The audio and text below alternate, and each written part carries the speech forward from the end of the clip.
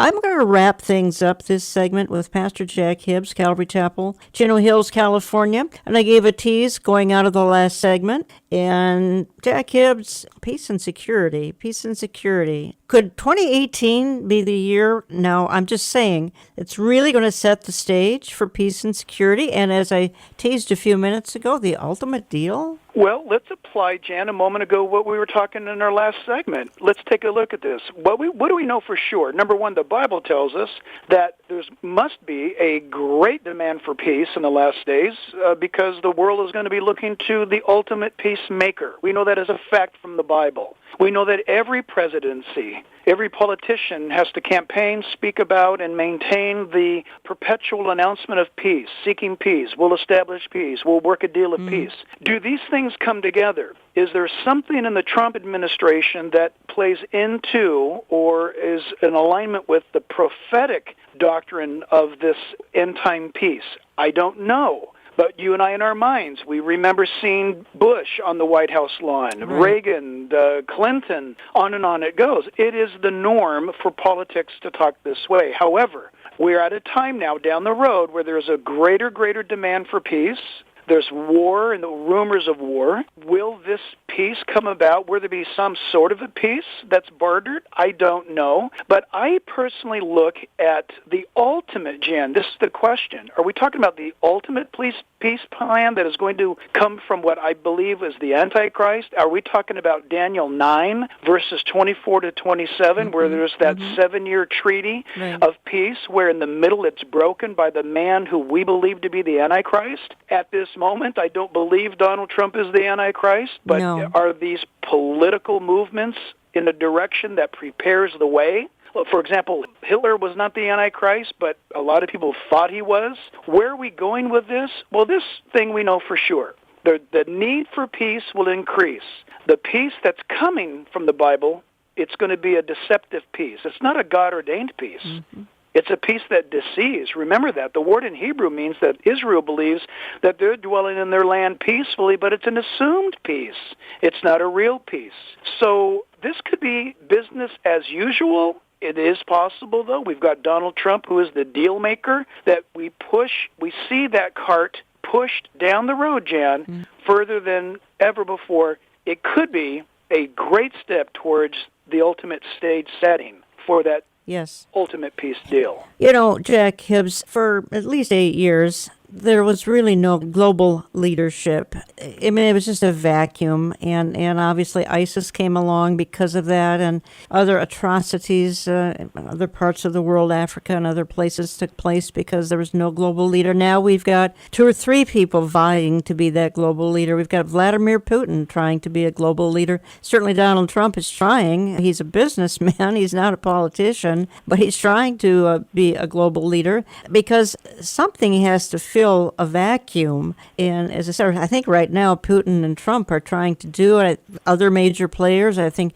Iranian leaders are trying to be a global player. For that matter, the kooky kid in North Korea is trying to be a global leader, even though he'll fail, but nonetheless he could do some damage in the meantime. Yeah, and I personally believe, again, I'm a big fan of watching stage setting taking place. This is the way I approach it. Do we not see in the Bible, again, from the book of Daniel, that the world is going to cry for peace and prosperity, and that is the deceptive platform that the Antichrist enters in upon. And so, Jen, you correctly point out there's a void. There's no Churchill in the world today. There's no Reagan in the world today. There's no Thatcher in the world today. Well, I believe that's for good reason. I believe that the void is setting up the advent of the Antichrist. Yeah. I want to warn myself and others, I'm not a sensationalist, but when I see such a global void and such Middle East turmoil, I'm wondering, Jan, could the Antichrist be alive today somewhere? I think so. Could he be in the hallway somewhere of some place? Is he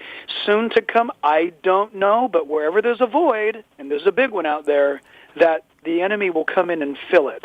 We have some very charismatic, small c leaders in Europe right now that I think we need to keep an eye on. Some of them are quite young. They clearly have a shelf life of many decades. Not going to get into naming them at this point, but I think we need to keep an eye on them. Jack, you said something to me off air that I just want to pick up on, and our time is winding down a little bit, but I don't want to let this go. And you said something to me off air about artificial intelligence. Quite frankly, I'm going to spend the hour, or at least part of the hour next weekend, talking to Pastor Billy Crone on artificial intelligence. And you told me something about the 15 to 25-year-old age category, that they think this artificial intelligence is simply awesome. And could this somehow, I'm asking you now, play into the image of the beast, some sort of an end-time role? Give me your thoughts. Yeah, listen, for most of us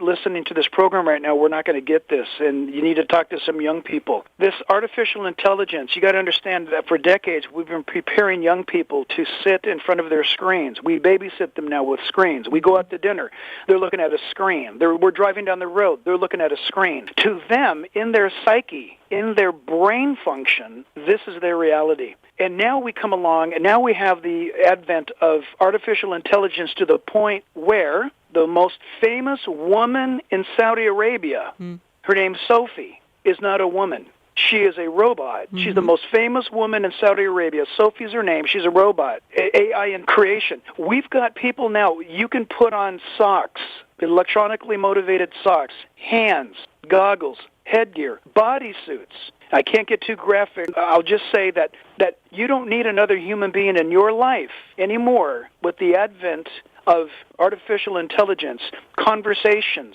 relatability, you name it, it's now happening. The young generation relates more to what is false, to what is imaginary, to what is made up. They communicate efficiently. Listen, I've had young people tell me, this is tragic, regarding artificial intelligence. They can get their answer from Google faster than they can get an answer from God. Yeah. They don't need to pray. They don't need to pray. Of course not. They don't need to pray, Jen. They just ask Alexa for the answer in their own home. They get instant response. They don't see the need to bow the knee. They don't see the need to talk to an invisible God when they have a God, lower G, in front of them. This creation, like all gods, man-made gods, this creation tells you what you want to hear. It sanctions what you want to do. It not only allows you to do what you want to do, the young generation loves it because it does it in Technicolor, 3D, 4D, technology. Listen, church cannot compete with that, Jan. The sermon cannot, a youth group cannot compete with that. And yes, I do believe. Remember, the Antichrist, the false prophet, is going to hand over to the Antichrist an image. This image has been given power to speak and to look and to discern who's got the mark, the numerical value, number that gives them worth with a prefix, 666, and then whatever number follows after that. To the young generation of 15 to 25-year-olds today, that is a brilliant idea, makes perfect sense, and they're looking for it.